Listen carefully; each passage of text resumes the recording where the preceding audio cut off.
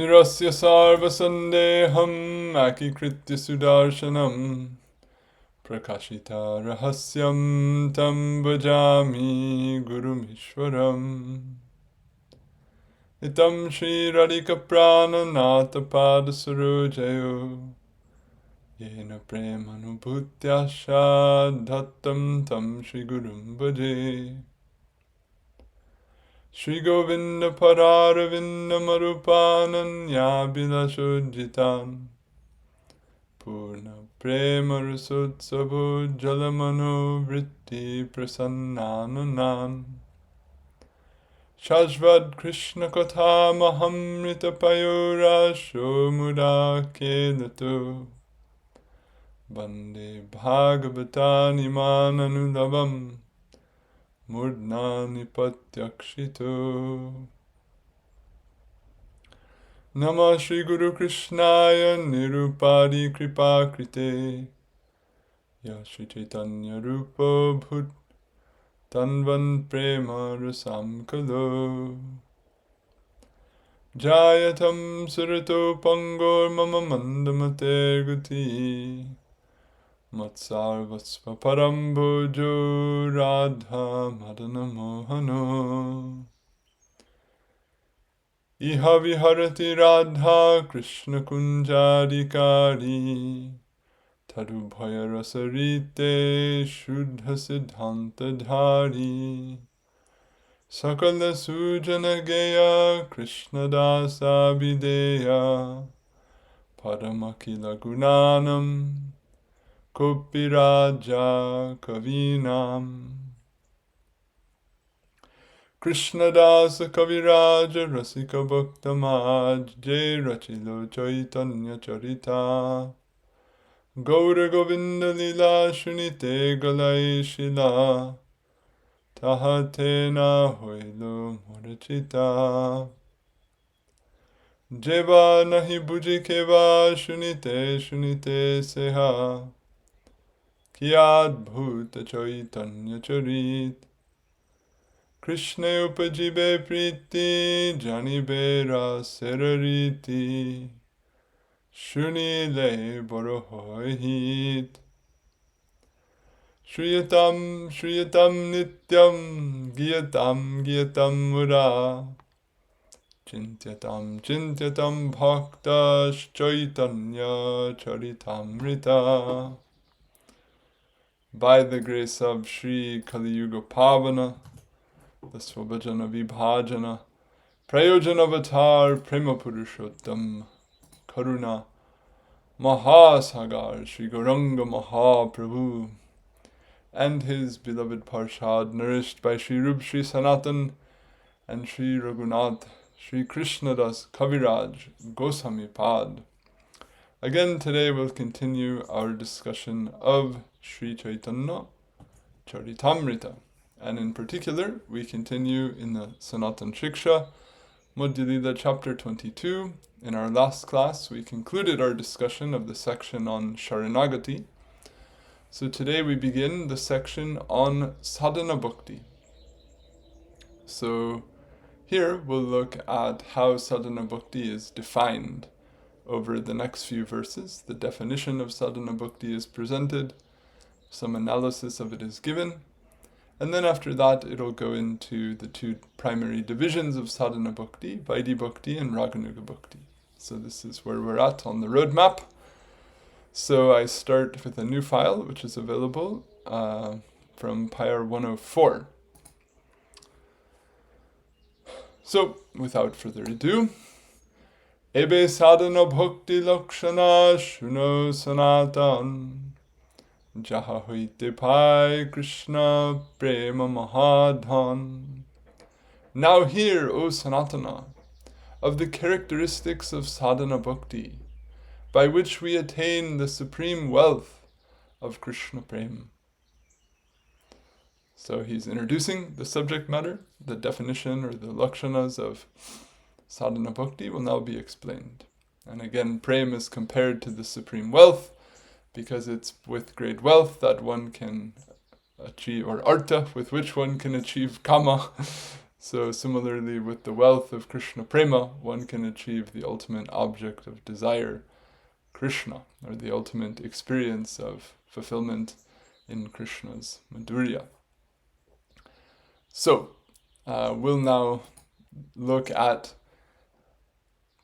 just prior to the definition of sadhana-bhakti that's given in the Bhakti-rasamrta-sindhu, how Rupa Gosvami frames that subject and how that framing is analyzed by Sri Jiva Pad and Sri Chakravarti Pad. So that'll, so to speak, put us in the tiers that are laid out in the Bhakti-rasamrta-sindhu to discuss sadhana-bhakti. So, after defining Uttama Bhakti in Bhakti-rasamrta-sindhu 1.1.11 and elaborating on its general characteristics over the course of the first chapter of Bhakti-rasamrta-sindhu, Sri Rupa Pad begins the text's second chapter, the subject of which is sadhana-bhakti, with an articulation of three divisions of Uttama Bhakti. Quote, that bhakti, meaning Uttama Bhakti in general, is said to be of three types: sadhana, bhava, and prema. So, the overall conceptual structure of the Sindhu is that Uttama Bhakti is defined, and then characteristics of it in general are discussed in the first chapter. The second chapter discusses sadhana bhakti, the third chapter bhava bhakti, the fourth chapter prema bhakti. So, why this structure is designed this way is explained. Sri Jiva Pad elaborates on Sri Rupa Pad's intent in establishing these three divisions in his commentary on this verse. So Jiva Gosvami discusses this as follows. This analysis, sadhana sabhaktihi, that is, the division of Uttama Bhakti into three categories as stated in the verse under discussion, is presented initially only for the purpose of comprehension.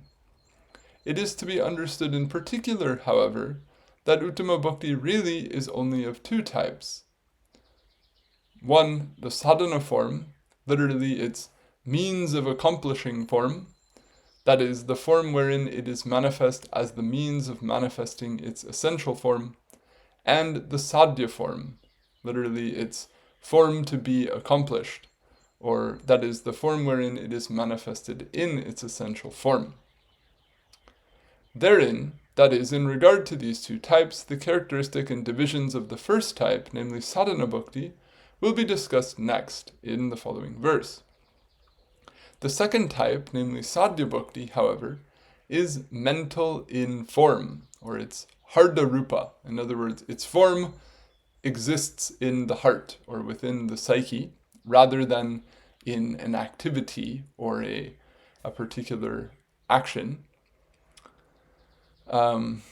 So, the second type, sadhya bhakti, is a bhava situated in the psyche, and that too is referred to by the word bhakti, as in the case of the statement in the 11th canto, quote, with bhakti manifest by bhakti, bhaktya sanjataya bhaktya, which is interpreted to mean with sadhya bhakti, which is mental in form, manifest by means of sadhana bhakti, which is manifest in the form of actions, one bears a haripalating body, that is, one undergoes various sattvika bhavas.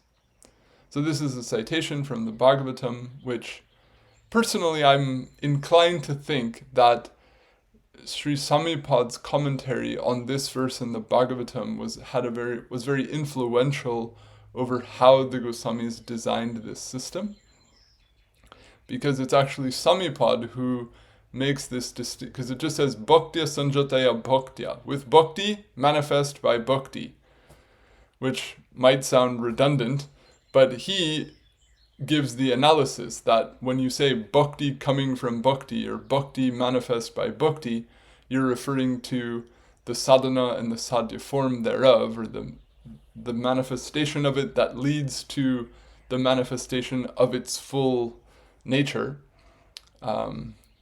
So interestingly, that comment is given by Samipad, and then Rupa Goswami has made this design in the Bhakti-rasamrta-sindhu using this verse as likely referring to this verse as his point of reference, since Jiva Gosvami is elaborating or elucidating the intent of Rupa Gosvami and referring to this. So I can't say 100%, I'm not arguing it, I'm just saying it would seem likely, or it would seem like Samipad's comment has some influence here.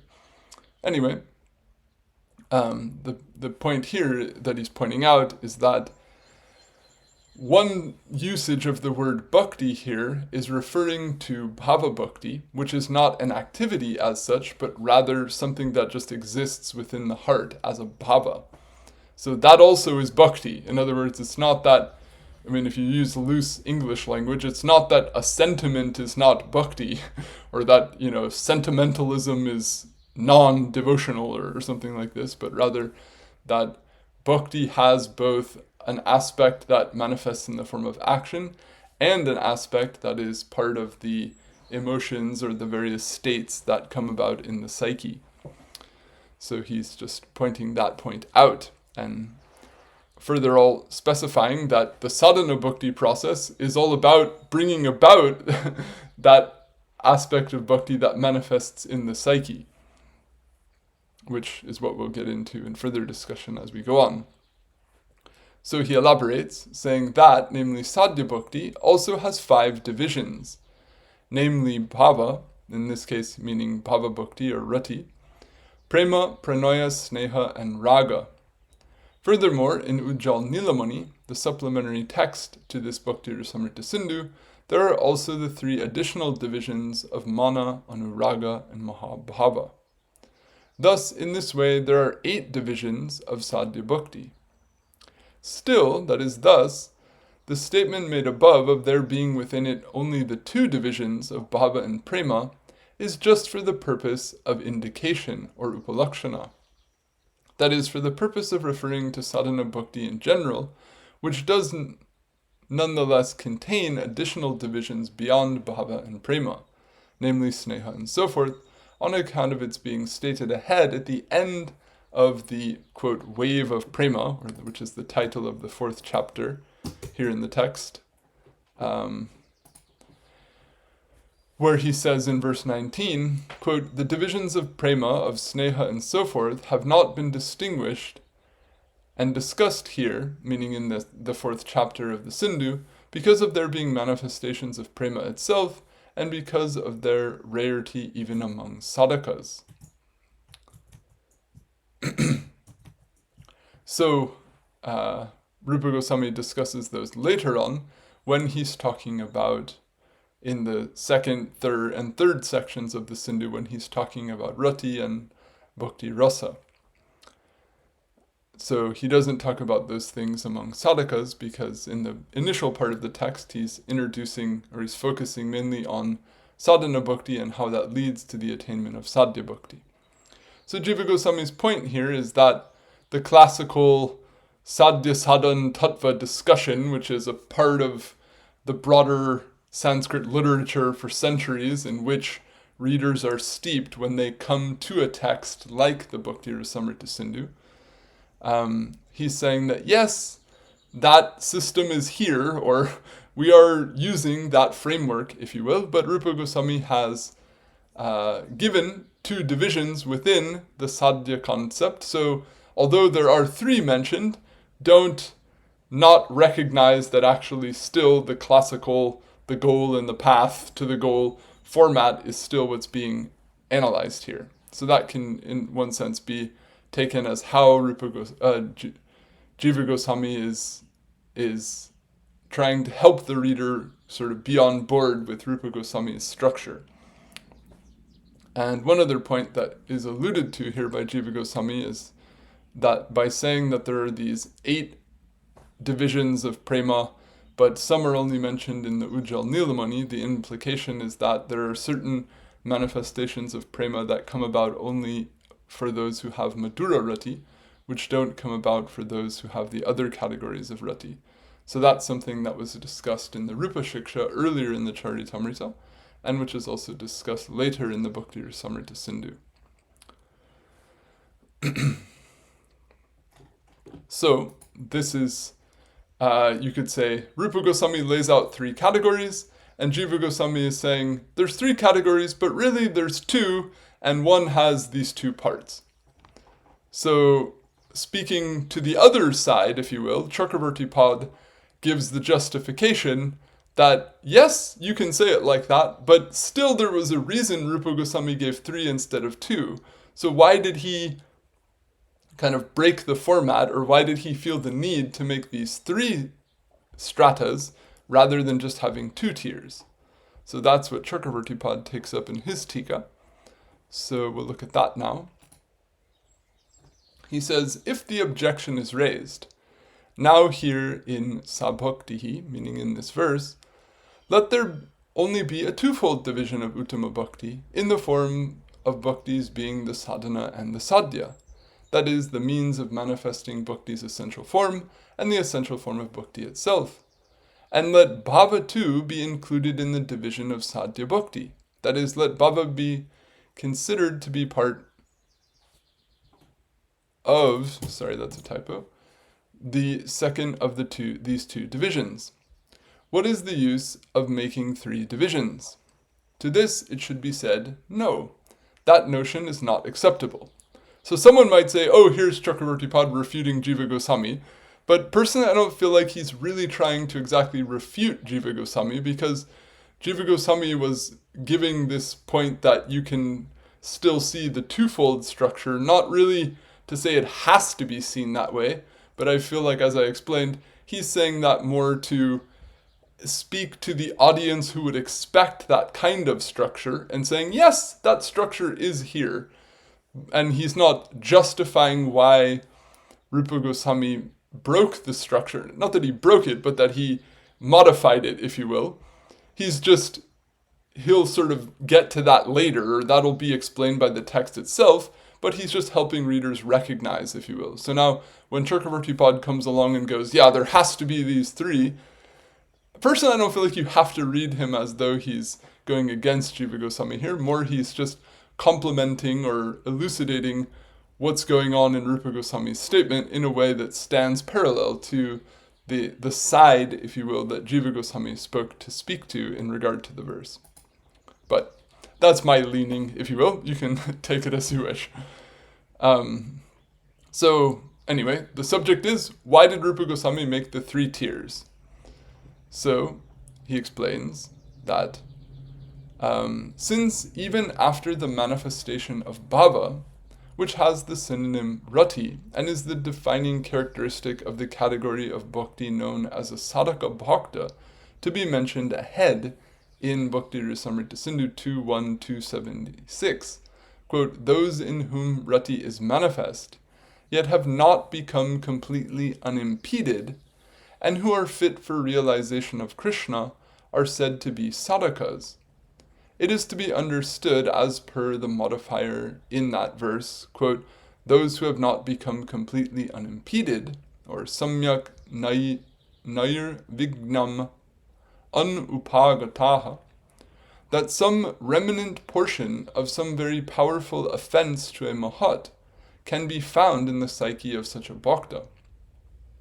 And when such occurs, then in the presence of even a trace of that affliction-causing offense, the full manifestation of sadhya bhakti, that is prema bhakti, is not possible. Therefore, by this characteristic mentioned in later verse 80 of that chapter, quote, those in whom all affliction is unknown, and whose actions are always sheltered in Krishna, shall be considered siddhas, which is mentioned among the characteristics of a siddha bhakta, who is distinguished from the aforementioned category of sadhaka bhaktas described in verse 276 by having attained sadhya bhakti, that is prema bhakti, stated specifically in that regard. That is, in regard to being free from the affliction caused by offense, such, that is, the conclusion that even sadhaka bhaktas in whom bhava has manifest, that is, the bhaktas described in verse 276, are still subject to the consequences of offenses, is verily established. So, Rupa Goswami in the Sindhu, later on, he gives a definition of a bhakta, and then following that, a sadhaka bhakta and a siddha bhakta as two types of bhaktas. And the bhakta is described as one whose heart is imbued with bhav, that their svanta is bhava bhavita. So among the two, he's saying that one such bhakta is still a sadhaka. So in Rupa Goswami's analysis, a quote, sadhaka bhakta is someone at the stage of bhava bhakti, not someone doing sadhana bhakti. Rather, by doing sadhana bhakti, you reach that state of being a quote, sadhaka bhakta, or the state of bhava bhakti, and then from that one can reach the state of being a quote, siddha bhakta, or someone who's reached the stage of prema bhakti. Or rather, that this bhakti has manifested into the psyche of such a person in its full extent, such that bhakti has become siddha in that bhakta, as we'll get to soon in our analysis. But conventionally speaking, you can speak of it the other way. So, sometimes some persons like to say, you shouldn't call bhaktas who haven't reached the stage of bhav sadhakas. Only they're sadhakas. Everyone else is not even a sadhaka. So, true.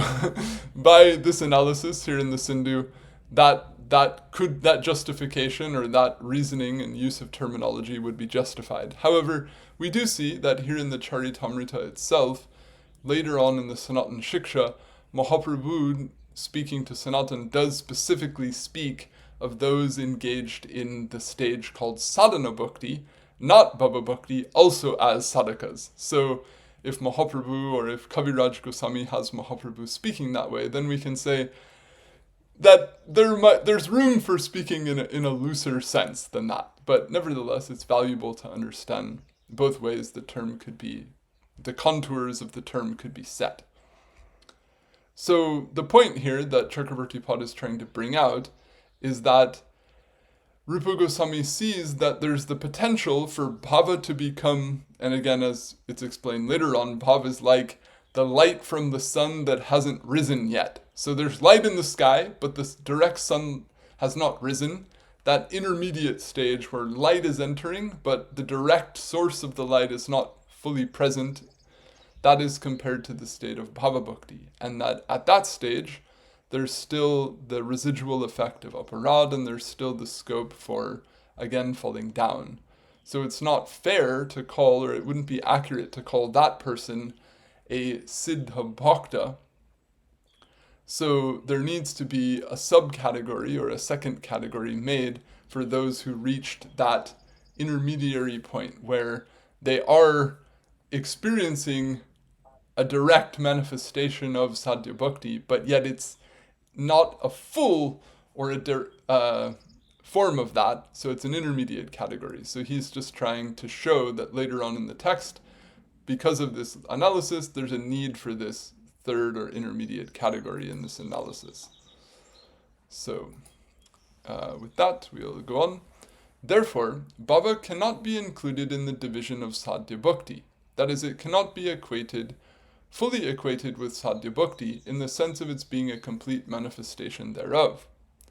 So also, it is certainly not fit to be included in the division of sadhana bhakti, since bhava's being part of sadhana bhakti is negated by the modifier of, that is in the description of sadhana as being the sadhana of, that is the means of accomplishing bhava, which is stated amid the characteristics of sadhana bhakti here in this section itself, that is, in the definition of sadhana bhakti, which comes next, on account of the nullity of bhava being a sadhana, or means of accomplishing bhava.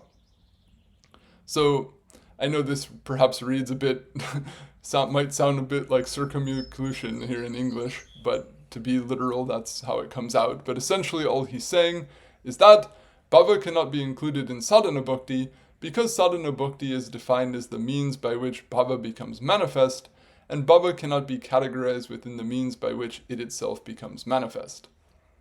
So, as we'll get to, sadhana means that the aim of which is bhav, or that by which bhava becomes manifest. So, you can't say that bhava bhakti is part of sadhana because sadhana is defined as getting to the thing called bhava. So you can't do something that's defined as getting to something that you're already in. So it would become a contradiction in terms. So for the aforementioned reason, it's not prema bhakti. For this reason, it's not sadhana bhakti. Therefore, the intermediate category.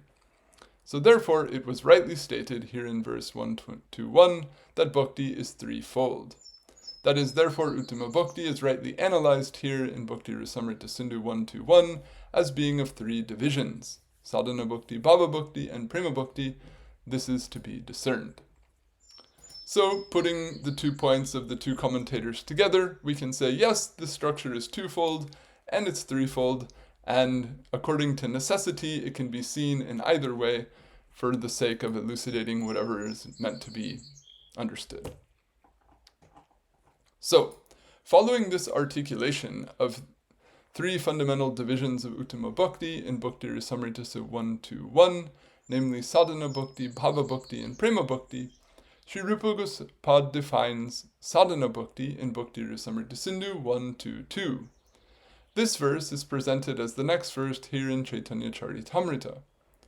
Sri Rupapad's definitions of Bhava Bhakti and Prema Bhakti from Bhakti-rasamrta-sindhu are discussed by Sriman Mahaprabhu later at the beginning of the following chapter, the chapter on Prema Bhakti, here in Caitanya-caritamrta. So we won't go into those points now because they come later on in the next chapter. This chapter 22 is about sadhana, chapter 23 is about prema, so chapter 23 begins with the definitions of prema, Bhava Bhakti and Prema Bhakti, so we'll leave that till later on.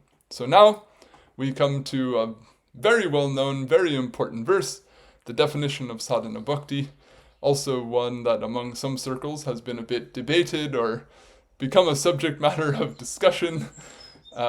So it's something that, for numerous reasons, is very important to understand. So we'll try to elucidate what's going on in this verse, as well as the commentaries that are given on it by Jiva Gosvami and Visvanatha Cakravarti. And, I mean, it's obvious already, but just for the sake of repetition, in the translation methodology that I'm applying here, I'm using a more conservative, leaning into a literalist style of translation. So it might read a little bit funny, or it might not sound quite so interesting and more technical.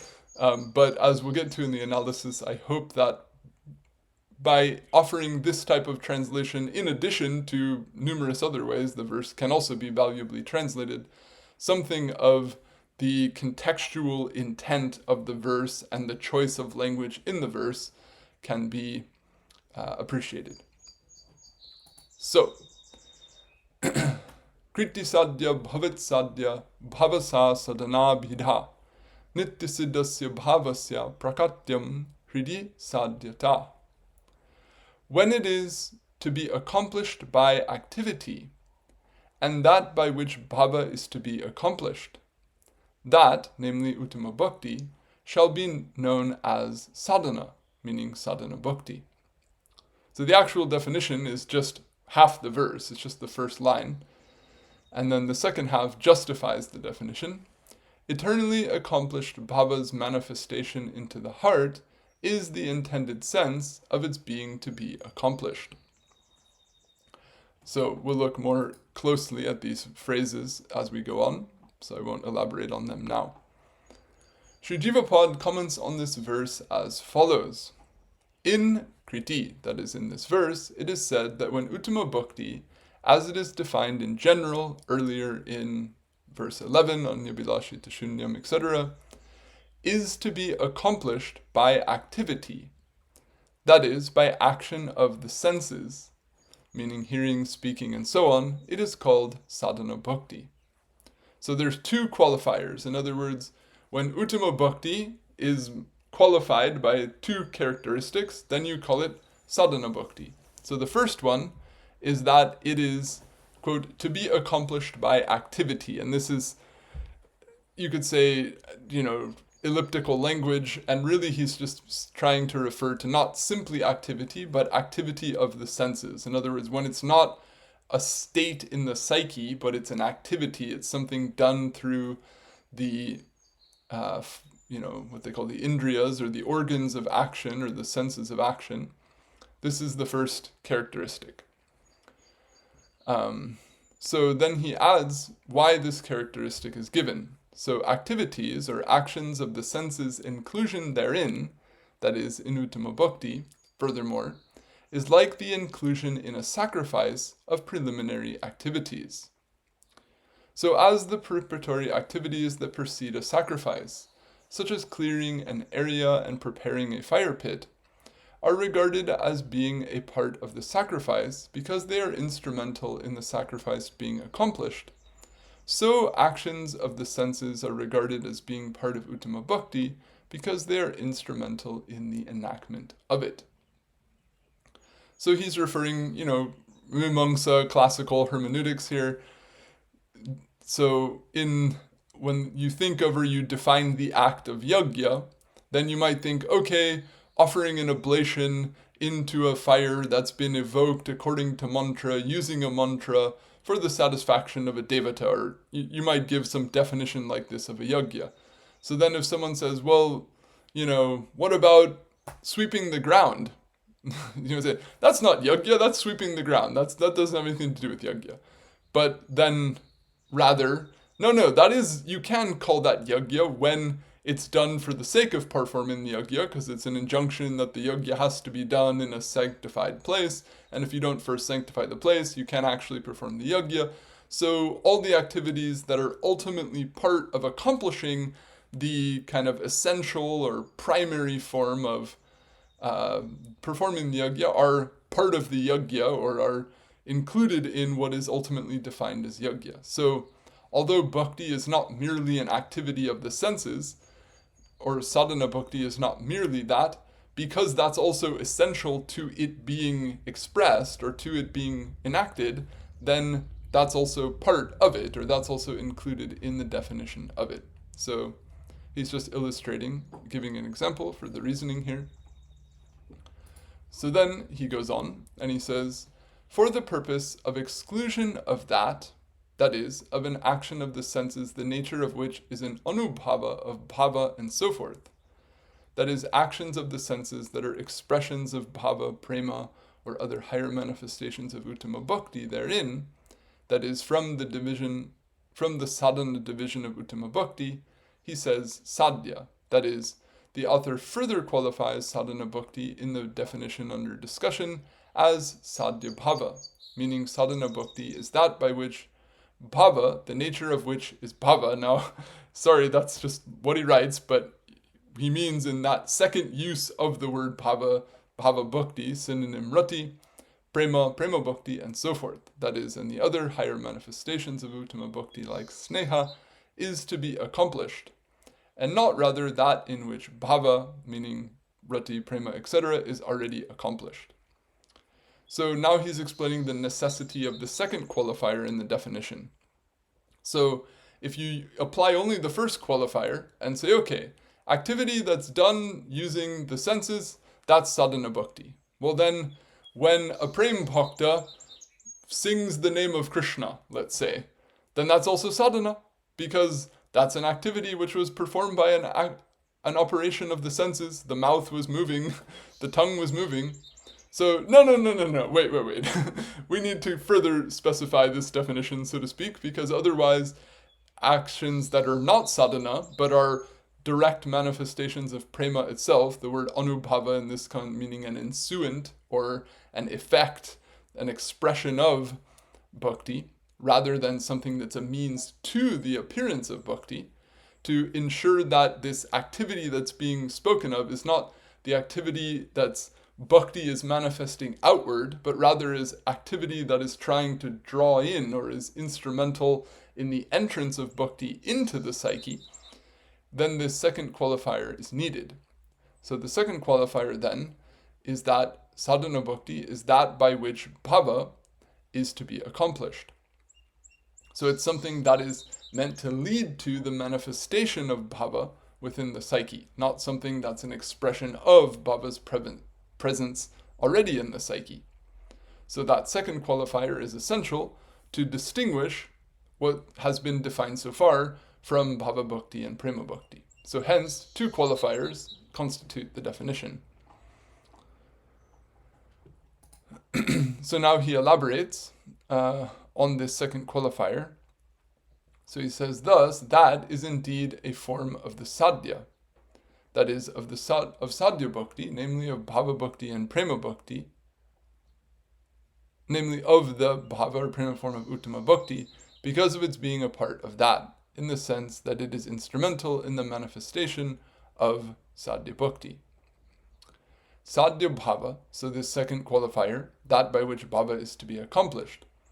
So now he clarifies what this compound, sadhya bhava, means.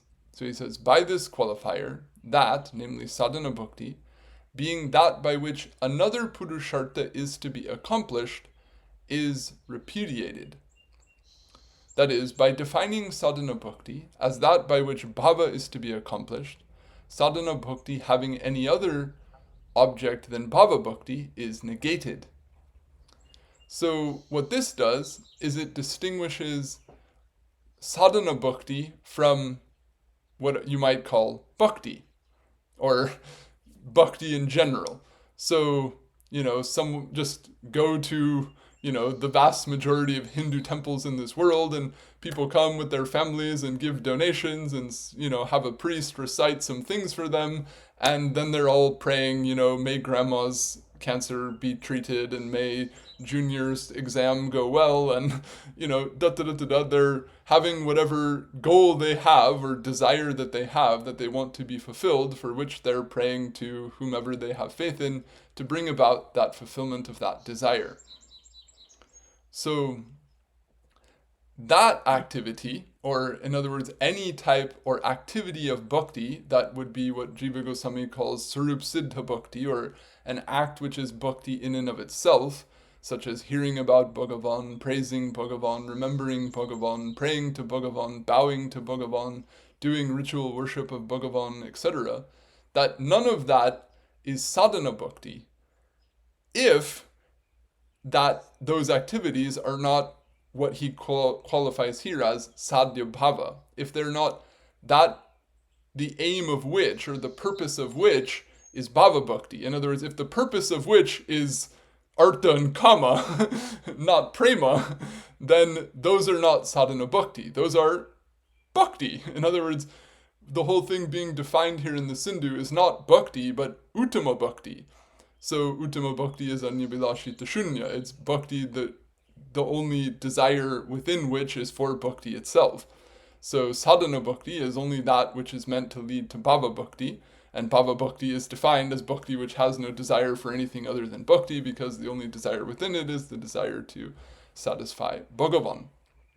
So this qualifier distinguishes or eliminates this idea of sadhana bhakti being done for the sake of any other purushartha. So now I'll specify here, I didn't add a note in the footnote, but I probably should have, that there are some variant editions of the Bhakti-rasamrta-sindhu. And this next sentence, I've included the Sanskrit from that is being translated in this next sentence is not found in all editions of the Bhakti-rasamrta-sindhu that you can find available. Typically, the most commonly referred to edition, which was the main source for the, most of the Hindi and English translations that exist of the Bhakti-rasamrta-sindhu, is the Bengali edition by Haridas Das. And Haridas Das's edition of the Bhakti-rasamrta-sindhu does not include this sentence. However, the earlier publisher of the Bhakti-rasamrta-sindhu, Ramnarayan Vidyaratna, his edition does include this sentence, and some quotations of this commentary by other early 20th century Bengali Vaishnava scholars do also make note of this sentence. So I've included this sentence because it doesn't really say anything new or different. In other words, it just spells out the implication of the sentence that was just made. But because it spells it out and makes it a bit strong, it seems to be worth including the variant, if you will. So the sentence is as follows, quote, that is any form of bhakti which has another aim that is an aim other than sadhya bhakti, meaning bhava and prema bhakti, is merely a particular self-directed process, or svarta kriya. So if anyone wants to pay attention to the exact details in the text itself, there's this, where is it? I'm just looking.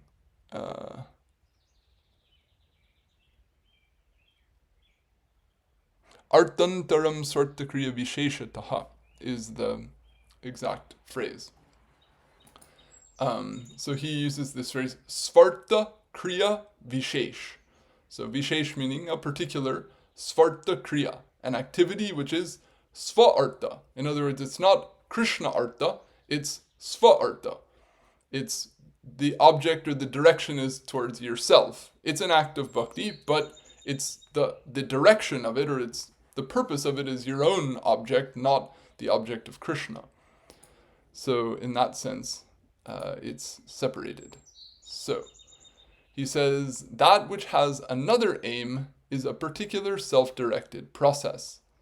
That is, acts of bhakti do not qualify as sadhana bhakti unless they are performed specifically with the aim of manifesting bhava and prema bhakti. And why not? Because of specifically uttamas, that is, uttama bhaktis being commenced. So what he means here, it's a little bit cryptic, but what he's saying is, we've already entered the discussion of uttama bhakti in this text. In other words, we're not just talking about bhakti in general, we're talking about uttama bhakti. And once we're talking about uttama bhakti, we're talking about bhakti which is anya bilashita shunya, and therefore, bhakti which is done with anya bilash doesn't fit here. So because discussion of uttama bhakti has already commenced in this section of the text, and thus the sadhana bhakti being defined here is the sadhana form of uttama bhakti specifically, which is free from desirousness of all objects other than bhakti, unlike bhakti in general, wherein a performer may have a desire for objects other than bhakti. So I think that's clear. I think most people listening to this have heard these kind of points stressed many times. So now that's the first half of the definition. That's essentially the definition. In other words, activity that is performed, the aim of which is bringing about the manifestation of bhava into the heart, that's called sadhana.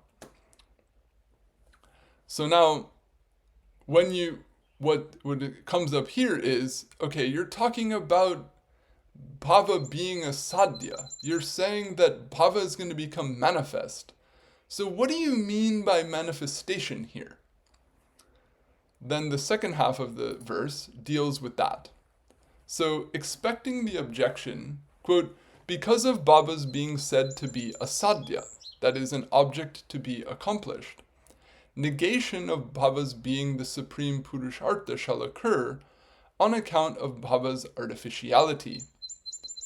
That is, if bhava is said to be asadhya, then it is a created, non-eternal existent, and thus cannot be the supreme purushartha, since only an eternal existent is fit to be accepted as the supreme purushartha. So in this literary context, readers have studied Nyaya, they've studied Sankhya, they're accustomed to this narrative about the purusharthas, so they're thinking what will be the ultimate purushartha, moksha is the ultimate purushartha, and only something that isn't subject to destruction, only something that is eternally existent could ever be the supreme purushartha. So now you're saying that bhakti is something that becomes manifest, so now you're openly saying that bhakti is not eternal, and yet you want me to accept bhakti as the purushartha? What are you talking about? How could I accept bhakti as the supreme purushartha if it's not eternal? And you yourself are implying it's not eternal by saying that it's becoming manifest. Or are you? So what are we really talking about when we say manifestation here? That's the rub, or that's the point that Rupa Gosvami wants to make clear to his readers. So if bhava is said to be asadhya, then it is created. Okay, I read that bit. So therefore, he says nitya. That is, the author speaks the second half of the verse, wherein he explains that bhava's, quote, sadhyata, that is, its being an object to be accomplished. In other words, when I said that bhava is a sadhya, or something that is to be accomplished, what did I mean? What is that sadhyata of the sadhya I mentioned, is only in the sense of its being something that becomes manifested into the heart. There is no implication in its being described as an object to be accomplished, that it is a non-eternal existent that has been brought into existence. So bhava is indeed non-artificial, that is an uncreated eternal existent, and thus worthy of acceptance as the supreme Purushartha, because of its being established ahead in the definition of Bhava Bhakti, which comes at the beginning of the next chapter, as being a particular function of a particular Shakti of Bhagavan. That is, its being an expression of an eternally existent function of Bhagavan's Sarup Shakti is the purport. So Jiva Gosvami is saying, we'll deal with that later. Rupa Gosvami explains this further later, that Bhava Bhakti is a manifestation of Sarup Shakti. Everyone will agree that the Shakti that belongs to Bhagavan's own person or an eternal entity will also be eternal. If the person is eternal, then his Shakti is also eternal. And if Bhakti is a manifestation of that Shakti, then it's also eternal. So don't worry, it is worth being the Purushartha. It is eternal. It's just appearing in this place, but it's not being created or produced in the process. It's just going from elsewhere to here. So, Sri Jiva Pad's explanation of the eternality and consequent non-artificiality of bhava in his commentary on the definition of Bhava Bhakti later in Bhakti-rasamrta-sindhu 131 will be presented and discussed ahead in the commentary on that citation in the next chapter. So we won't go into Jiva Goswami's further analysis here because it's going to come up later in the text anyway. So, now we'll come to Cakravarti Pad's comments on this verse, and he repeats some of the same reasoning of Jiva Goswami, but for those who read the Sanskrit, he makes it a little simpler and easier to understand, or he brings out the point a little more vividly, and he adds a few thoughts as well. So, in Kriti, that is in Bhakti-rasamrta-sindhu 122, it is said that when the aforesaid stated bhakti defined in general is to be accomplished by operation of the senses, it is called sadhana. In this regard, there is inclusion in bhakti of operation of the senses, as there is inclusion in a sacrifice of the preliminary activities of the sacrifice, so exactly it is to be understood. So he's just recapitulating Jiva Goswami's point here. Thus, the conclusion derived from Bhagavat 11.3.11 that anything distinct from bhakti has no causativeness of bhakti is also proper. So he's elaborating why Jiva Goswami quoted that verse in his commentary, and saying that philosophically it's very important to sustain this concept that bhakti is its own cause. Bhakti is, quote, causeless, or it has a cause only insofar as it's its own cause. So if you say that now there's something that's causing the manifestation of bhakti, well, don't worry, because what's it, the thing that's causing the manifestation of bhakti? Bhakti. Or bhakti in this categorization of itself as sadhana is causing its own essential form as bhava to manifest, so there isn't a contradiction to this principle. Because of non-existence, of the hearing, praising, and so forth, of the natures of which are anubhavas of Bhava Bhakti having the designation of being sadhana. That is, because anubhavas of Bhava Bhakti in the form of hearing, praising, and so on are not meant to be designated as being forms of Sadhana-bhakti, he speaks for the sake of precluding that. So, same line of thought as Jiva Goswami gave. He says that Sadhana-bhakti is, quote, sadhya bhava, meaning Sadhana-bhakti is that by which bhava is to be accomplished, meaning that which is causative of bhava. Thus, because sadhana bhakti is further defined as that by which bhava is to be accomplished, bhakti that is a cause... Oh, I think that's a typo. It should just be bhakti that is causative of the accomplishment of other purusharthas, such as dharma and artha, is also rejected. That is, in other words, if you employ bhakti for the purpose of achieving dharma and artha, then that doesn't fit the definition of sadhana bhakti here. Or that's bhakti of some shape or form, but it's not the sadhana bhakti of uttama bhakti. And why? Because of specifically Uttama's being commenced. So same argument that Jiva Gosvami made, I won't reiterate that.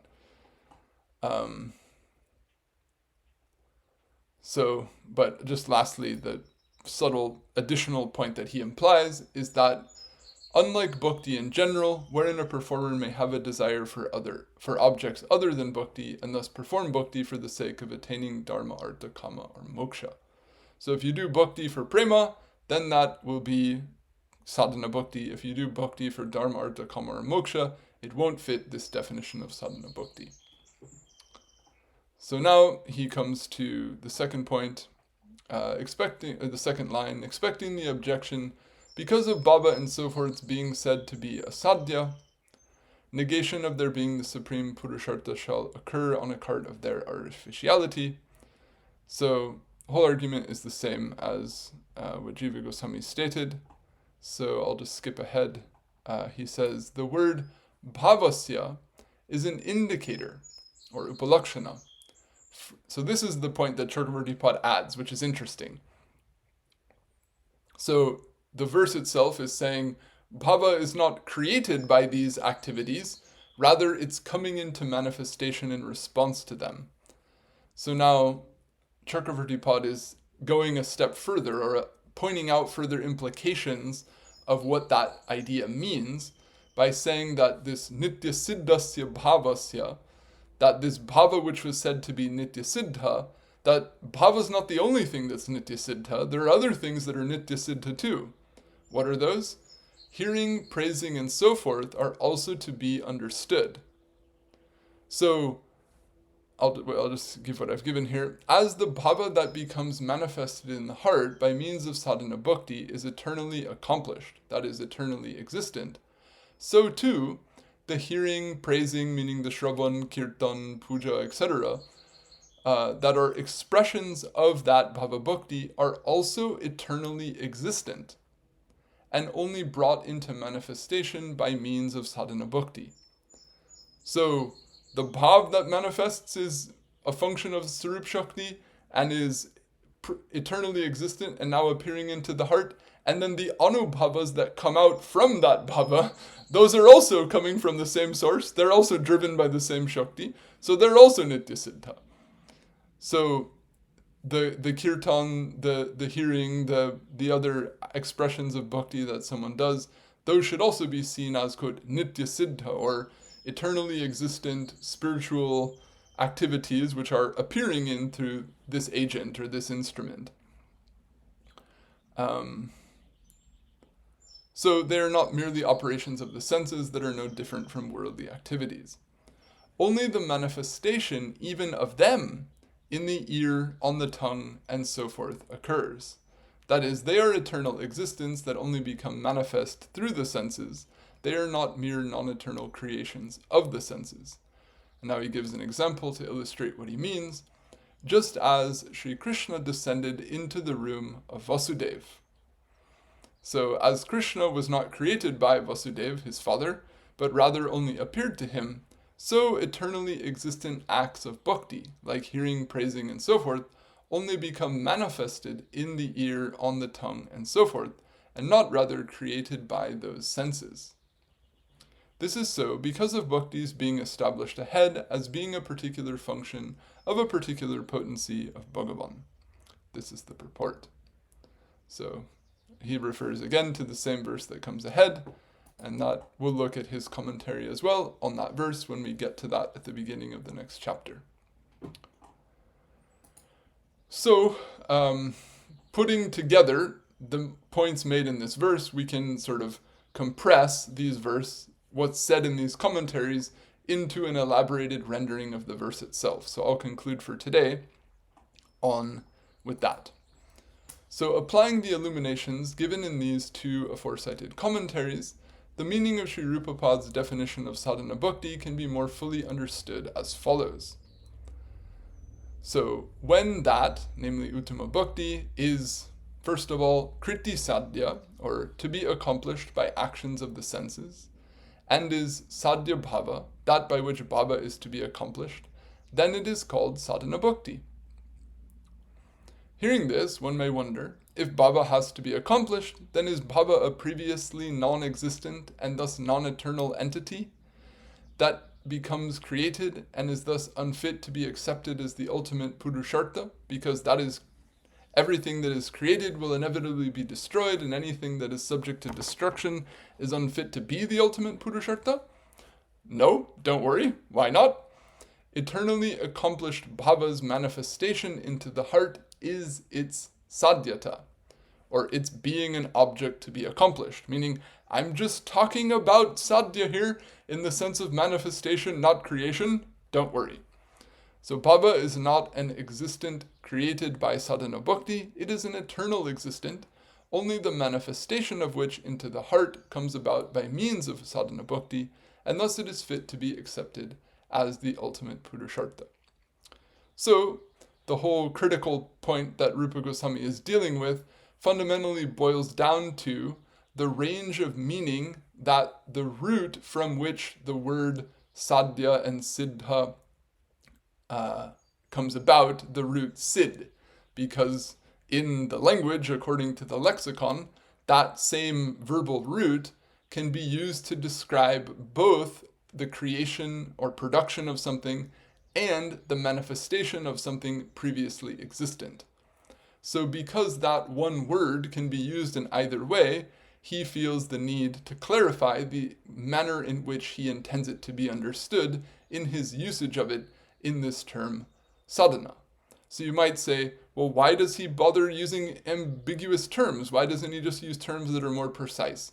So my answer to that would be, because this sadhya sadhana framework is, a deep part of spiritual discourse on the Indian subcontinent going back centuries prior to the time Rupa Gosvami writes, he wants to couch his discussion using those classical terms because that's what his readership is expecting, and that's also what he, by nuancing the meaning of those terms, so to speak, comes to own, so to speak. Or in other words, when you repurpose commonly used language in a cultural context to promote your own ideas, that gives you a special sort of leverage within the society in which you work. In other words, arguably among all religion and spirituality or intellectual discourse of any kind, there's an never-ending, so to speak, war of language where the primary connotations of certain words become associated with certain nuanced understanding of things or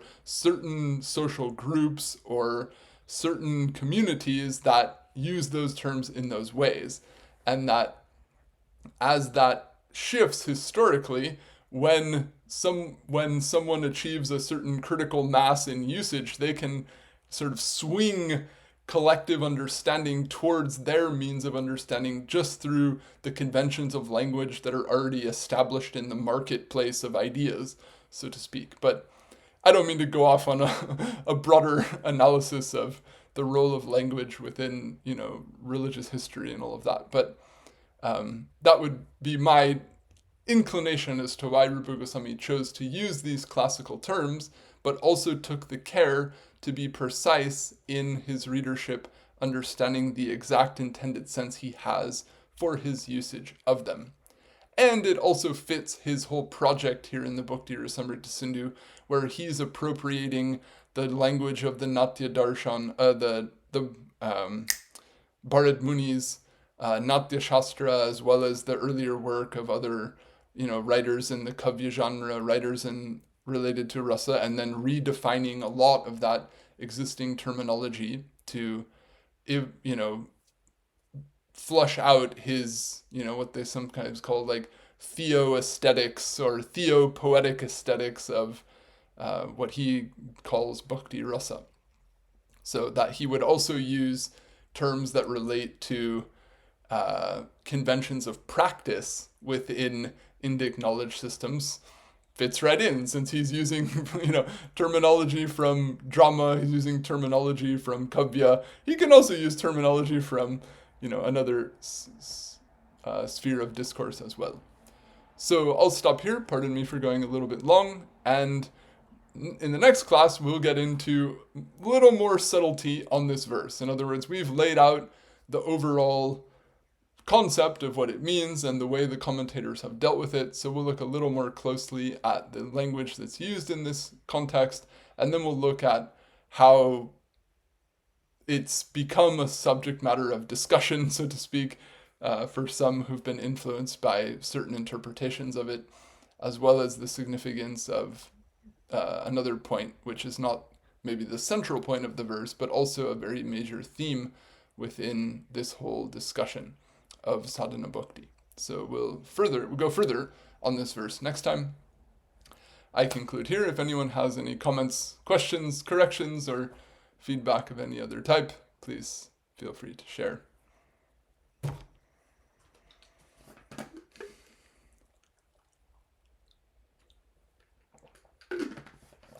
Yes, I see a hand. Is it my hand? I think so. Okay. Pranam. Pranam. In Bhakti-rasamrta-sindhu, in this section you discussed, Rupa Gosvami gives example of Mangal Thakur as a sadhaka. Yep. And first I was wondering, like, what's going on here? Is it... right now I'm just thinking that he doesn't talk about it, but is there a possibility of bhava being also on different levels? Just like prema has different levels. Because if you say that bhava is the one monolith part of whole process, then you exclude a whole bunch of, like, everybody who is trying to reach that bhava and as sadhakas. And I find it like hopeless, kind of, because bhava is not an easy thing to obtain. At least now, not that I know it's not easy. So I was wondering, is there any possibility that bhava could be taken in different, like, multi-level stage? I don't think so. I mean, as Rupa Gosvami uses it, he's using it in a technical sense according to the definition he gives in the first verse of the 3rd chapter. But, as I mentioned earlier, here in the Caitanya-caritamrta, the word sadhaka is used to refer to people who don't have that bhava bhakti, but just what we conventionally think of as sadhakas, or might even talk to each other as, or what, you find in, for example, the Gutika literature has, sadhak das going off to do this and then do that, and, all the commonplace usage of the term that we find within, the Gaudiya tradition popularly and also in previous centuries, that also we can derive from here in the Caitanya-caritamrta itself, where Mahaprabhu speaks of those who don't have bhava bhakti as it's technically defined, but rather are aspirants to that. He also speaks of them as sadhakas. So, as I mentioned, it's, you could say a strict reading based on Rupa Goswami's terminology does lead to that term referring to that category, and that has value, and that's elucidating, and that's worth knowing. But at the same time, there is historical wide-scale precedent for also using the term in a more broadly defined sense. And culturally speaking, outside of the Gaudiya Vaishnava community, that term is also used in a broad sense, more or less ubiquitously. So, in my personal view, I feel like there's a place for both usages, and it's nice to understand both this qualified sense that Rupa Goswami referred to, and also, to speak according to convention. Okay, thank you.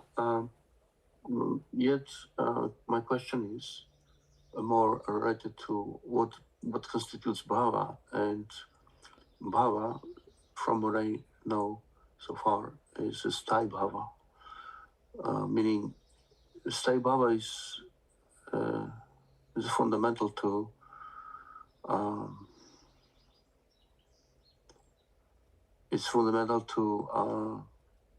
actually it's an essential feature of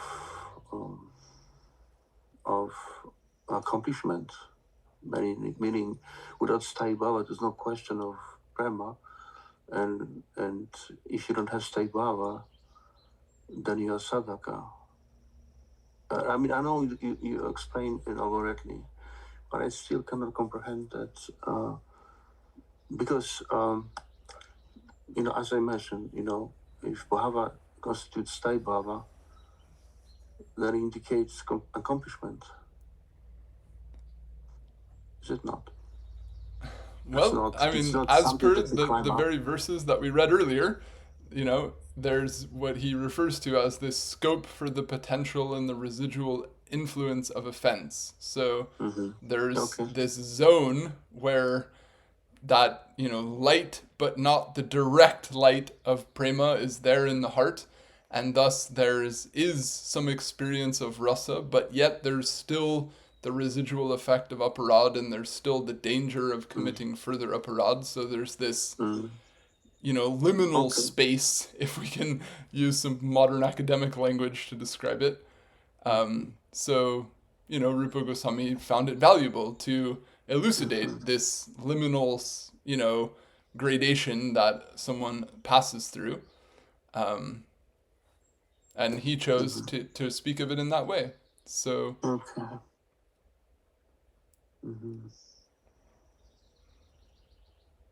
Okay, thank you.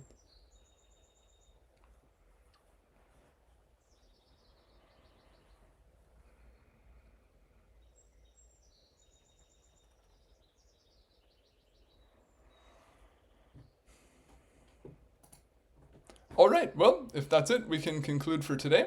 And if we're so blessed, then in our next session, we'll go further into some analysis of this very important verse.